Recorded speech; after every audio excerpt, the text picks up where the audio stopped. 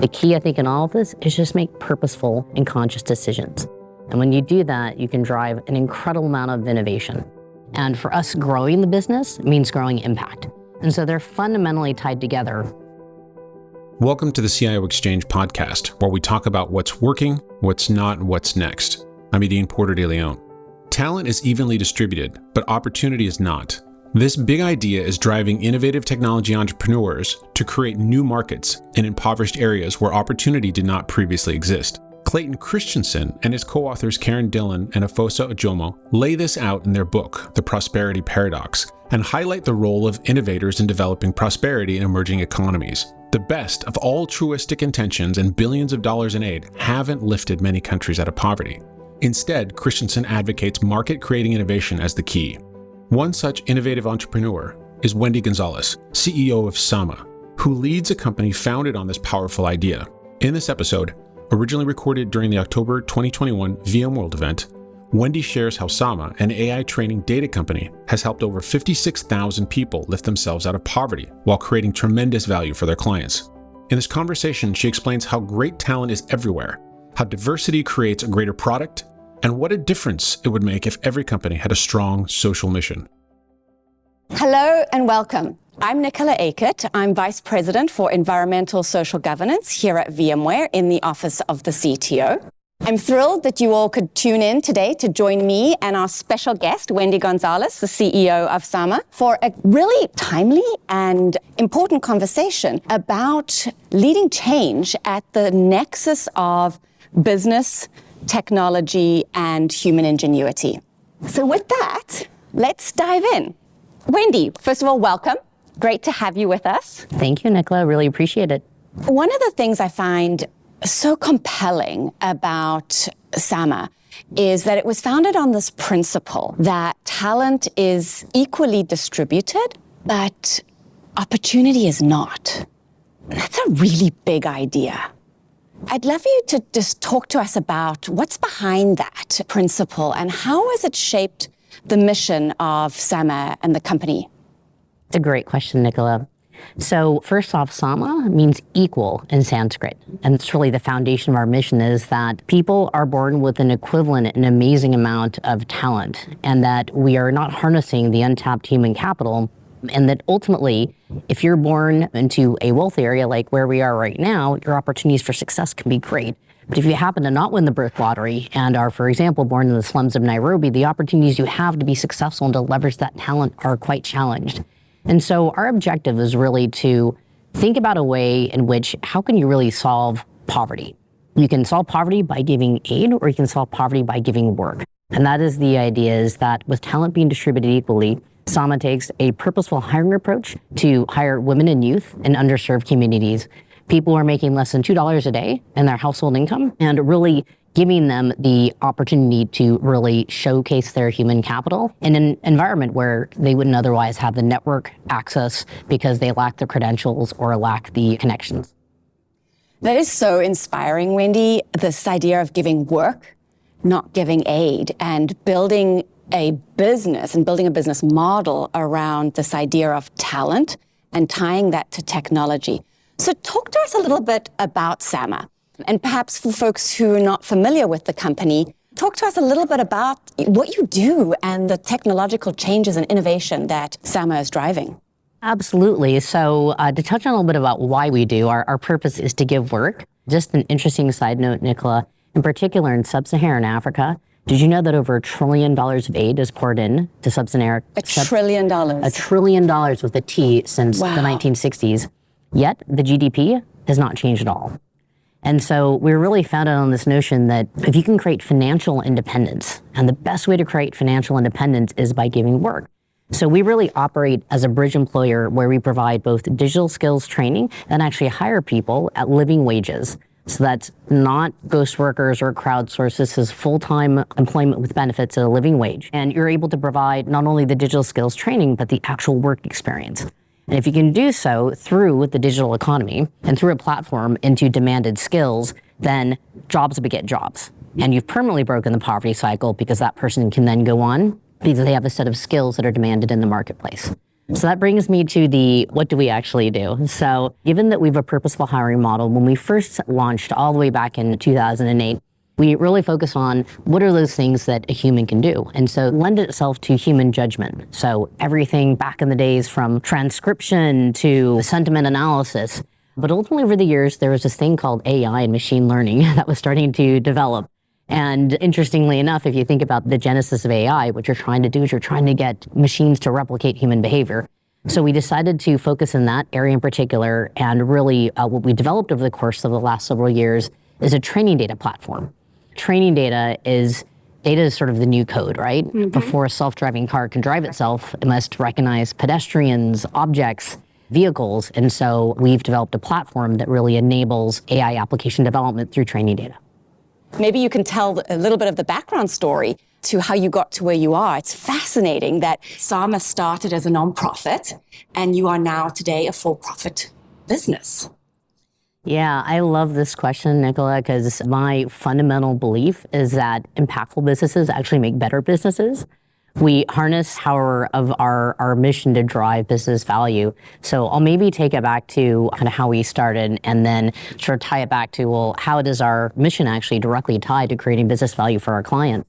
So yes, we started as a nonprofit because back in the day, the mission that I shared with you, there were some skeptical eyes. You want to do what? You want to hire, people from the slums of East Africa to do work for tech giants? That doesn't seem to make sense.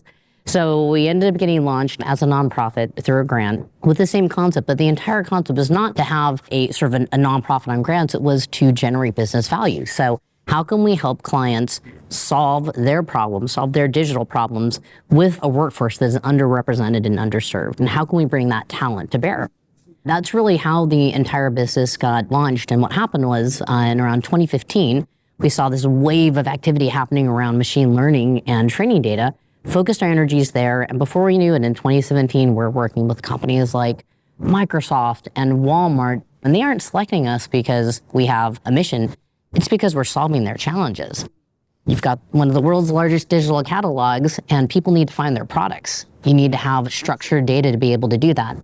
So lo and behold, we found ourselves to be a profitable nonprofit in 2017 as a tech company in the Valley. We were like, oh, this is kind of interesting. And we ultimately did make a decision to transition to for-profit because it really allowed us an opportunity to kind of get access to a large variety of capital. And for us, growing the business means growing impact. And so they're fundamentally tied together. We transitioned to for-profit, we became venture-backed, so we raised our Series A, and in parallel to that, we became the first BCorp, AI BCorp in the world, which is a very exciting thing. And just actually a couple of weeks ago, we received an award for Best in the World. So we scored in the top 5 of all B Corps globally for our depth of social impact. That's fascinating. That whole evolution is an incredible story. I don't want to miss the part about being the first AI company to be certified B Corp. And perhaps for folks who've never heard that before, can you talk about what is a B Corp and why does that matter? Yeah, that is a great question. So B Corp is basically the world recognized standard for companies that have both a growth and profit mission, but also a social mission and purpose. And they have a very, very extensive set of normally questionnaires, rubrics, and measurements. And so it's really centered around, of course, an area that you have much deeper expertise than I do in terms of sustainability, but also social impact and governance as well. Beyond being certified, what it really does is it really showcases that this is a company or your company has both purposes. And one of the things that we've always felt really strongly about is that we've been measuring our impact from day one. So we used to have something we called the earnings quarterly and the learnings quarterly. The earnings quarterly was to talk about our financial performance. The learnings quarterly was to talk about our impact. And when you take the same fidelity, the same structure, the same scrutiny to say, is what you're doing as a business creating impact? And you measure it. We've had that in our DNA since day one. In fact, actually, just 3 months ago, we completed a 3-year counterfactual study with MIT and Poverty Action Lab that studied the efficacy of our impact mission for over 3 years. People who had been with Sama, left Sama, those in the same control group. And basically the idea is that we need to know for sure, is our intervention making a difference? And how do we measure that every quarter to understand what else can we do to tweak and create depth of impact?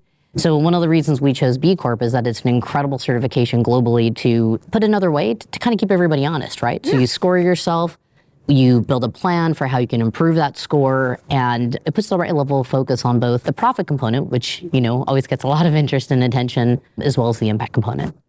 Of course, and I love that story and the way that you've approached the challenge so rigorously. And I think Sama demonstrates that myth is a false dichotomy, that it is very possible. And in fact, there's huge opportunity in the world to drive value, drive business value, and drive impact at the same time.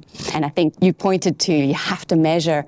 We see around the world all of the challenges that we're facing. And I think the example that you set really shines a light on how to start to shift and bring those things together. So let's talk a little bit about how you measure impact from a customer perspective. Any successful business, and as a CEO, right, the first thing is your customer. Are you driving value for your customers, and are you delighting your customers? So talk to us about your engagement with customers and what they're getting out of their engagement with you besides solving their technical challenges.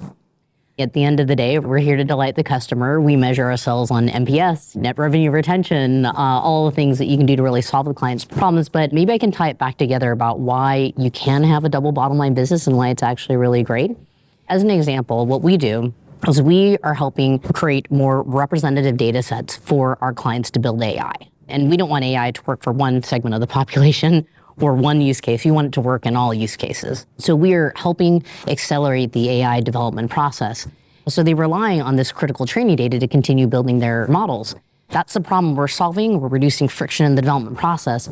But I'll give you an example of COVID and sort of a tie back to our impact mission. So we provide meaningful jobs at living wages. As a result of that, we have an annualized voluntary attrition of like 4%. Did you say 4%? 4%. Wow. 4% in the areas that we work within, because these are meaningful jobs being paid at living wages. Many companies who have to rely on training data, there are crowds, it's sort of a revolving door of people. And so what's happened, because we have an impact mission and while it may seem counterintuitive, wow, you want to pay more to employ people? You want to invest more in training? Well, what ends up happening is we end up having data labeling experts who actually provide more informed, more accurate training data. In fact, they help train our own AI models. And so you then take another look as an example, the COVID situation, where we have a mission. We particularly employ people in underserved communities, and that includes the slums of Nairobi, where we purposely hire at least 50% women because they have the greatest barriers to employment in this area, and youth who also have barriers to employment. Well, they live in informal settlements. That's where the vast majority of our team is, where there isn't necessarily reliable power, there isn't necessarily reliable internet.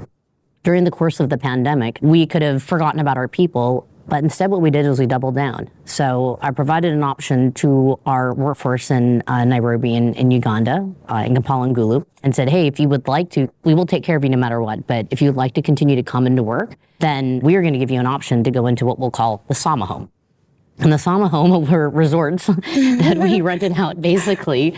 I'm very familiar with, I stayed at most of these places, but hotels and resorts to where people could work safely as an individual in the midst of the pandemic, have reliable power, have reliable internet, and we could deliver mission critical data to our clients who were relying on us regardless of what was happening in the pandemic. Well, lo and behold, 99.99% of people said, yeah, we'd love to come into work. So not only were we able to sustain employment, but deliver continuity for our clients during that time frame. We then also worked with the internet, 5 different ISPs in the area, and we were able to get 34 miles of fiber to the slums rolled out. So we rolled out literally 34 plus miles of fiber in conjunction with these ISPs. So here's where we are. At the end of the day, the business value is that our clients got continuity for mission critical work that allowed them to keep delivering value to their clients. We're able to employ, sustain our workforce, which is the ones who get affected the most in a pandemic, are people at the bottom of the pyramid. And then beyond that, we're able to bring internet to the home to where entire families who never had access to the internet now can shop, go to school, etc. So it's a very long story, but it's just one way to illustrate that you can have both. You can create incredible business value and do the right thing. That is an incredible story, Wendy, and kudos to you and the team for having the courage to respond in that way to the pandemic. And we're still living through it, right? But I think perhaps we can all agree that this has taught us a lot about resilience and a mindset of grit and resilience and problem solving. And your story really speaks to that human ingenuity, again, both in solving the problem, responding to a crisis, and at the end of the day, driving triple value, right, for the employees, for the local economy, and of course for your customers. Being able to provide those outcomes is a really great story. And it makes me think about something else. Your comments a minute ago about the work that your team does and the expertise they've built up in training these AI models.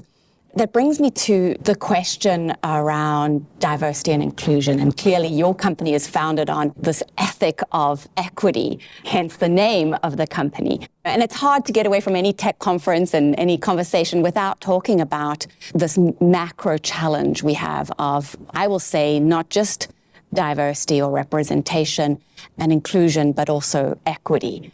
And a lot of the conversations are about what you're doing in the workplace and recruiting diverse talent.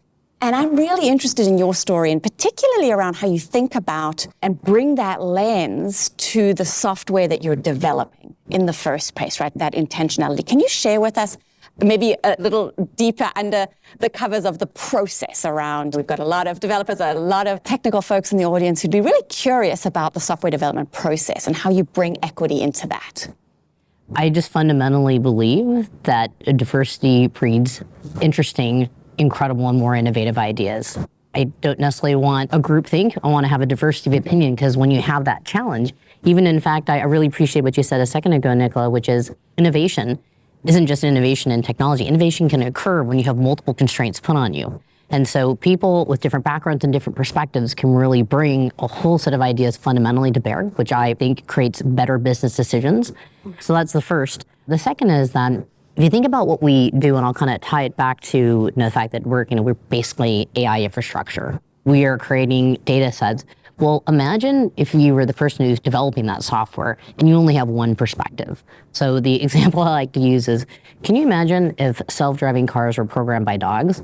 Then there probably would not be any cats left on the street, right? If it was my dog who was programming it, absolutely not. There'd be no more squirrels. I was going to say no cats or squirrels would exist on the streets. And so fundamentally, when you're able to bring a more diverse set of experiences, because we're all really a combination of our experiences, it really opens up a different way of thinking. So when I say at the outset, I think greater diversity creates a greater product, it's not about checking a box. It's about bringing a different and representative set of experiences so you can really look at the full picture. The second way I look at it that's really interesting is that, so we're building this software with a representative group of people, and it's something we continue to strive towards, and I think can do better. Like, we're going to continue to push ourselves in that direction. But you're building software to identify, do you have complete and representative data sets, and can you manage that through the AI development lifecycle? You think about it beyond that, the humans in the loop who need to annotate that, well, they're also representative. So we do 50% women and 50% men, and so the way I think about it is that we're trying to build technology, but not technology for one set of people or one set of use cases. It's really technology for everybody. And having a diverse workforce that goes from the leadership all the way down to the people who are doing the human in the loop labeling, I think is absolutely paramount to creating representative AI. And if you can, why not change a life at a time while you're doing it? So that's the kind of way I look at it. I love that. I love that. Change one life in the process, and that creates the ripple effect, all while generating revenue and value. So again, really appreciate the work that you're doing, and the model that you're building, I think, is a testament and something many of us can learn from. And the challenges continue, right, Wendy? I think it'd be remiss for us not to take a second to recognize the moment that we're in the world. We're here at this amazing technology conference. We're talking a lot about the digital future and building that digital infrastructure for what comes next, whether that's autonomous vehicles or you name it. The business models are changing around the world, and the world is changing around us. We just have to acknowledge for a second the pandemic that we're all still experiencing. At this point, there's hardly a person around the world that hasn't been impacted in some way by some climate-related extreme weather event. We have macro inequities across the world in our economy. And many folks in this community are constantly facing the threat of cyber attacks, not to mention the geopolitical instability. We can go on and on and on almost. It's more than a few things going on, aren't there? It is. It feels like a lot. For us at VMware, we take our role in the world very seriously while driving our mission and our vision to support our customers in their transformation, and doing it all the while our sight on what matters in the future. And so we've set ourselves goals, 30 ambitious goals to accomplish by 2030, focused on outcomes of sustainability, equity, and trust. And I think some of it resonates with what you've talked to us about today. For us, it's understanding what our core competency is and how we can add value to create the digital transformation of the future that is sustainable for our customers as well as our supply chain. From an equity perspective, really resonates with what you said earlier around committing to a future that is inclusive and accessible and meeting people where they are. In our case, enabling this distributed workforce of the future. And then, of course, earning trust all the way through our products, security around our products, whether that's in how people engage with us as a company, and our transparency around what we're doing. So big goals. I like to look at the glass half full. So Wendy, I'm curious for you, when you look up and out to the next 10 years, what do you see for Sama and for the broader tech community around this digitally inclusive and equitable possibility? Well, that's an amazing question. I think the possibilities are just nearly limitless. But the way that I look at it, and the thing that gets me really excited, kind of imagine what things look like in the next 10 years, is that I think that business is the force for social good. I truly do. And I think that the biggest and most successful companies in the world, imagine a world where those most successful companies in the world are also affecting social change, whether it be environmental, whether it be financial inclusion, and otherwise. We have incredible governments and researchers who can set the tone on policy, but it's businesses who can really take that forward.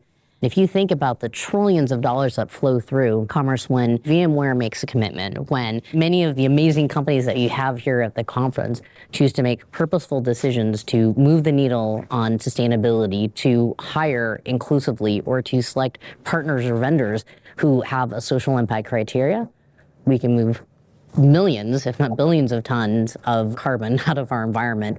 And this is really what it's going to take to, I think, affect the world. So my goal in the next 10 years would be to be a proof point.